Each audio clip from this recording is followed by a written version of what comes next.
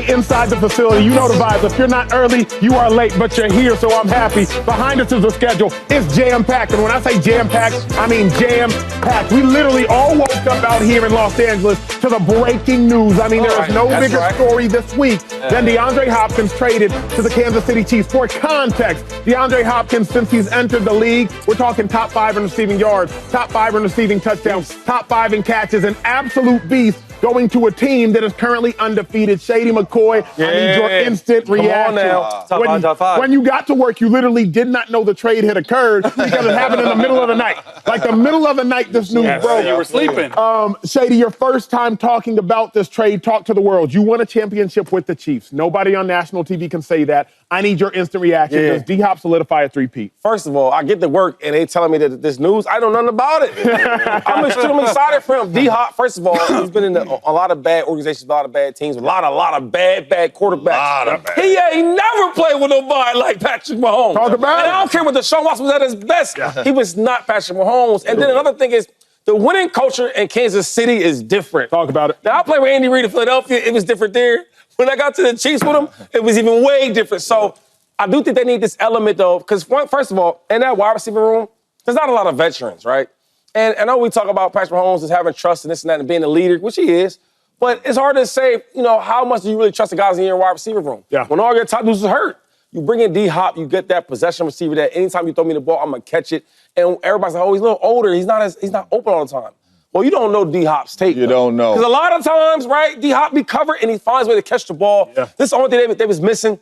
I do think they three-peat either way, if he can or didn't, but I think that him there, it's a big upgrade for that offense and for that team. So, congrats to the Chiefs. This was huge. Three-peat, Acho. This one is huge. I think at a minimum, I say it like this. This is the final Infinity Stone that the Chiefs needed to collect in order to wipe out the face of the NFL. That's a good one. It's the final Infinity Stone. Wipe out the face of the NFL. Understand, every Super Bowl champ, in retrospect, made a midseason major acquisition. Last year, the Chiefs, Mecole Hardman. The year before, the Chiefs, Kadarius Toney. The year before, the Rams, Odell Beckham Jr. plus Von Miller. The year before, the Chiefs, Terrell Suggs. The year before, the Patriots attempted swing and a miss. Josh Gordon ended up getting suspended. The year before, the Eagles, Jay Ajayi at running back when they already had running backs. Understand, teams that win the Super Bowl, they smell blood in the water, and then they go for the kill. What the Chiefs did, already being undefeated, having won their last 12 straight games, have smelt blood in the water, and they are going for the kill. We know that a major in-season acquisition, at least statistically, is a prerequisite for a Super Bowl.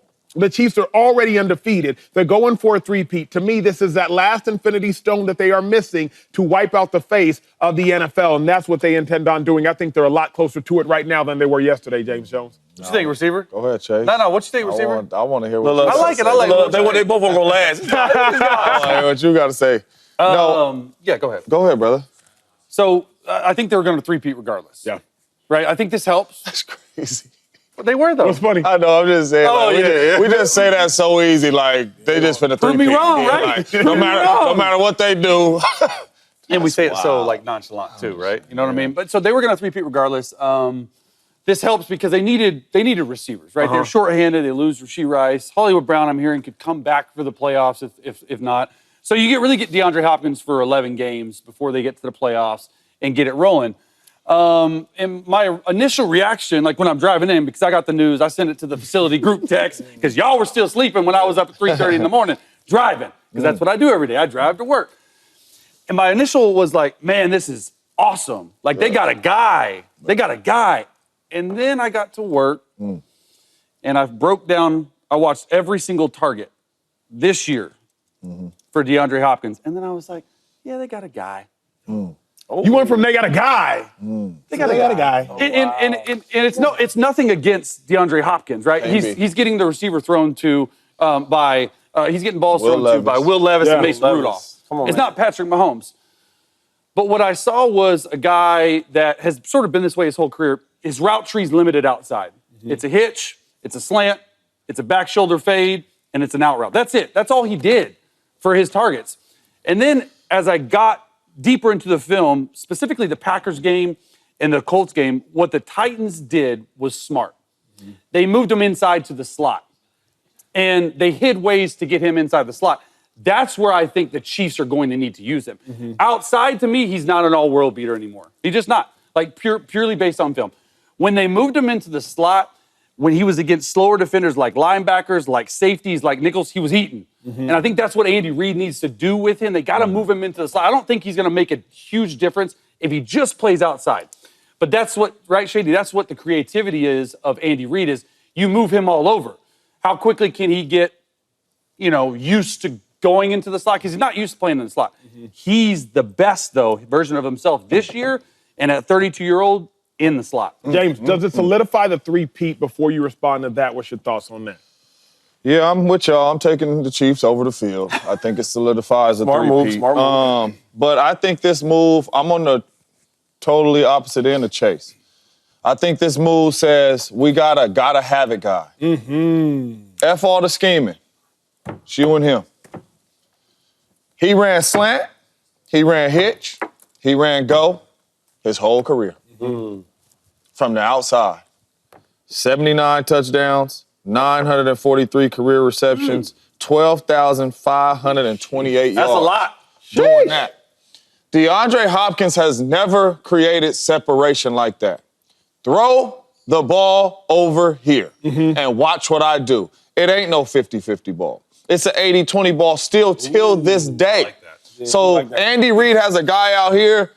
Play this tricky stuff if you want to. If you're in man-to-man, forget what I'm designing over here, Patty. Give him a chance. And do they have to build some chemistry? Absolutely. This is the best quarterback that he's ever played with. DeAndre Hopkins has caught the football, and I'm exaggerating, from 103 different quarterbacks. And it's never changed the way he performs. It never changes how this dude balls. This dude is all pro year after year with weak quarterbacks. You understand what I'm saying? So this move right here is big time. I remember Kurt Warner said when he played in St. Louis with Torrey Holt and Isaac Bruce, he said the route running, the separation was ridiculous. Game so easy. When he went to Arizona, Anquan Bolden, Larry Fitzgerald, zero separation. And he said, I'm holding the ball, taking sacks. And he said, the coach came up to me and said, what are you doing? That's open. With them two, that's open. Like, they ain't gonna have the Isaac Bruce, Torrey Holt, that's open. If Larry is next to a dude, throw it. If Anquan is next to a dude, throw it. That's DeAndre Hopkins. Since he was a rookie, it's not a lot of separation. It's throw it over there and I will show you all world. Speaking of show people, Colvin, can we show the viewers what Chase and James are talking about? Because sometimes we're just talking about it, but at home I want y'all to understand exactly what it is they're referencing, because he can be covered. That's D-Hop at the top of the screen right there. It's man-to-man coverage like James Jones has alluded to. I want you at home to specifically watch the top of the screen, because DeAndre Hopkins will not appear to be open. Right now, you at home would probably say, that's blanket. oh, he's covered. Like Shady, he covered. He covered. Like, save him no room. You know what I mean? No room. He is covered. There is no way he's going to There's no way He got up in there. Huh? And the flex got too little. But wait, but he's cut. But he's cut. He's cut. He's covered. He's covered. He's cut. But he's not. But he's not. And that is the DeAndre Hopkins that James Jones, Chase Daniel, Shady McCoy are talking about. Shady, I know you have something to say. Yeah, because with the Chiefs, they have everything they need now. So I would say that Kelsey would be like the wide receiver or the offensive weapon that does everything, right? Deep, matchup issues with the defense, stuff like that. And then you got the speed guy with Xavier Worthy, right? He's going to take the top off. And then I think when you get D-Hop, he's going to demand so much respect, right? And all the stuff you talked about, the slants, the hitches and all that. Just throw him the ball. It's been so long since the Chiefs had that option. Like, yo, just throw this guy the ball. Yeah, I get it. The one thing, though, to your point is like, and to yours, because I was with Andy Reid 2013 when he first got there for 3 years, and we had Dwayne Bowe. Okay, Dwayne Bowe was not even on the same level as DeAndre Hopkins, but he was a possession guy. He was never open.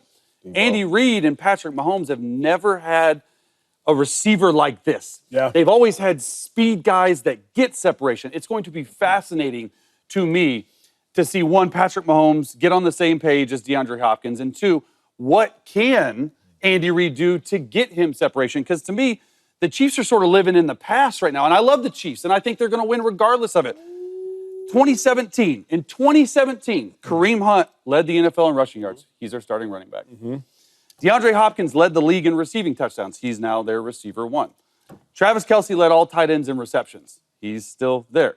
2017, 7 years ago. Can Andy Reid get the best out of those three? I don't know. We'll see. Why you keep saying separation, though? It's important in that offense. In that offense that I've been in, it's important. Yeah, they have never had a guy that's been a 50-50 ball guy. But what I'm saying is they've never had DeAndre Hopkins. You got a guy that through his that's like saying we got to block everybody for Shady. No, we don't. His whole career we showed lead this man for him. You understand what I'm saying? Where does talent and where does scheme and talent contradict one another? Because I do understand what Chase is saying is like, bruh, schematically, the Chiefs do live in a separation land. But D-Hop has never lived in a separation land. How do the two... Hold on, like Juju don't get no super separation, does he? All right. So, yeah. But I think Juju... They had two guys that get hurt. What I'm saying is I've seen Juju have some success in the Chiefs offense. Have we all seen that? Mm-hmm. So now you bring... last game specifically. Okay, you take him out, you put D-Hop in there. Like, who wouldn't want that? Another thing is, what I ain't gonna ever do is question Andy Reid. Yeah, he'll figure it out. Andy Reid and Brett V say, you know what, we're gonna go out here and we're gonna go get D-Hop. They have the plan for him. They know that he's gonna succeed in their offense. Yeah. Or they wouldn't do it. Other teams, they trade for different guys. I'm not sure. I'm questioning, like, why would they do this? Does it make sense? When Andy Reid and Brett Veach do it, I believe everything they got going on because they've been successful for so long. All right, well, speaking of, can't wait to watch D-Hop. Yo, this was one of the most amazing moments I have ever seen in sports, period. And I can say that as an athlete. I've seen a lot of people take issue with Bronny joining the court yesterday, but I haven't seen athletes take issue with it. And I think the reason is this. As a former professional athlete, we all know just how difficult it is to get on the court. Now imagine how difficult it is to simultaneously get your lineage on the court. 3.6% of players that play in high school go on to play in college. Then only 1% of players in college go on to play in the NBA. So not only did LeBron James end up being one of the 5-2-1 best players of all time, but now his son was good enough to put himself in contention to get on the court as well. Say what you will about how talented Bronny is, but what you cannot deny is that Bronny was good enough to give himself an opportunity to get to the NBA and get on the court. Several professional basketball players have kids. None play with their kids in the National Basketball Association. So when I was watching that, literally a visceral emotional reaction overtook my body because what we were witnessing wasn't just historic. What we were witnessing was greatness. It is nearly impossible to make it to a professional sports league. And it didn't just happen once, it happened twice to his namesake. My reaction, Shady, was an emotional reaction because that was one of the most special moments I've ever witnessed in sports, seeing LeBron and LeBron James Jr. Nah, for me too, though, super emotional, right? Just thinking about everything has to go well for this to happen. Yeah. Right? I mean, like LeBron James coming out of high school, right? So much hype. And he answered that and gave even more. Okay, so that worked out. Then he's a superstar. Then not only a superstar, you got to do that for a long period of time. And now, 22 years in the NBA, and you still like an elite player? Okay, so that worked out, right? That was hard to do, but that worked out. Still healthy and all that. And then you have a son, okay? And the son had to be good enough to be good in high school to get Division I scholarship, right? No matter how good LeBron James is, he might not, his son can't get him a Division I scholarship. Okay, he does that. Check. Then he has to be good enough to get drafted, to see some type of talent, and then that happens. And then the best part is, how do we get them both on the same team? Because other teams could have took Bronny James, right? And then all that worked out. So it was a super exciting to watch it because I've never seen anything like that, right? A father, and another thing is being a dad and your boy, you want the best for him. And now we on the bench together, we about to play together. It was a quick moment where LeBron, he came off, right, and he said, he's on the bench. And I'm trying to see, okay, is it dad time or is it the vet time? That was good. And he's like, yo, you ready to go? He's like, yeah. You can tell he's all excited. He said, you feel the atmosphere? Like, you feel it? Yeah. He said, don't worry about that, though. Because you know, as a ball player first, let alone as a rookie, the fans, the first game, it's excitement, my first game. And you can tell Brian was a little nervous. When he got the game, he was a little nervous. Brian did the pick and roll, he get right back. But I said, I've been there before, right? So it was just great to see, man. And then shout out to the Brown family, like the James family. It's like he always finds ways to inspire the kids and the youth, right? Like, oh, you can do this. I've been there. I love LeBron James. I mean, it was the first father-son duo in NBA history. Crazy. And I thought it was really cool how whoever was showing the game, they had Ken Griffey Sr. and Ken Griffey Jr., which obviously played together in baseball before the game, meeting with them. I was like, two sports sections intertwined, like right there. Like you talk about legends, father, son, and then when I'm seeing that, the only thing I think about, regardless of what you think, about Bronny and LeBron playing together, where is my son? Because you got emotional. You didn't even have kids, right? I have a 7-year-old who I coach flag football with, and I've been coaching him for the last 3 years. And here's a picture of us right now. It's like, think about LeBron and Bronny at this point when they're in a picture together in Little League basketball. And then you play long enough. I mean, I only played 14 years. You play long enough to then see said son play in an NBA game. And so it's just the emotions were strong. And I don't even care what he did on the court. It was a historic night for the LeBron James family, the James family. So it was cool to see for me, man. Yeah, I don't even care how it happened. I don't care about the haters. I don't care about none of that. Could you imagine throwing to your son? I know. Could you imagine, hey, check cover 2 to your son at the linebacker? Could you imagine, hey, man. Before you say it, I gotta be the starter though. So cover 2. Yeah. No, see, I wasn't even about fullback. I was about to say split back. Hey, get that block, son. Get that block. Hey, I was about to say split back. You know what I'm saying? Okay. I was about to say split back. And you look at it, you know what I mean? Like, I couldn't imagine. This was a special moment. I don't care nothing about the haters. I don't care how you feel. He shouldn't be here. He shouldn't be playing. Shouldn't be doing this. I don't care about none of that. This man took the court with his son, man. Do you know how hard it is to play at an extremely high level to even make sure this happened? That's real. This is special. I was texting my kids because I was on the way back. I'm like, y'all see that?